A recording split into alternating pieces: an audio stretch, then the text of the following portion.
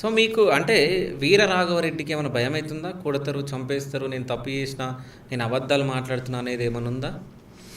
స్వామి ఇప్పుడు మీ స్టూడియోకి నేను ఒక్కడనే వచ్చానండి. ఏమో స్వామి, ఈరోజు 3 స్టూడియోలకు వెళ్ళాను, నేను ఒక్కడనే వెళ్ళానండి అక్కడికి. ఈరోజు పాపం మాకు మా నాగుల గోత్రులు ఇప్పుడు జాయిన్ అయ్యారు నాతో పాటు.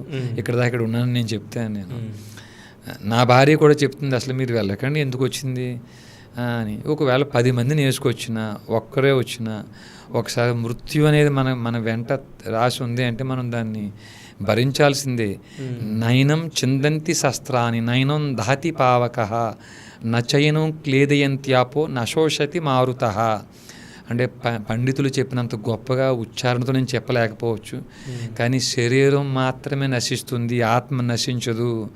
మళ్ళీ మళ్ళీ జన్మ తీసుకునేది ఆత్మ అనేటువంటి విషయం చిన్నప్పటి నుంచి విని పెరిగిన వాళ్ళం అండి. చావుకు భయపడేటోళ్ళం అయితే కాదండి. అయ్యా, ఒకవేళ రంగరాజన్ గారిని మీ పక్కన కూర్చోబెట్టి, మిమ్మల్ని పక్కన కూర్చోబెడితే మీరు ఇవన్నీ చెప్పగలరా? అసలు అక్కడ ఏమేమి జరిగిందో మరి చెప్పాలి కదండి. ఓకే, మరి చెప్పాలి కదండి. చెప్తారు అన్ని, మరి చెప్పాలి కదా. ఓకే, ఇప్పుడు ఆయన పక్కన కూర్చున్నారని చెప్పేసి ఇంకో మాట మార్చి ఎట్లా చెప్తామండి?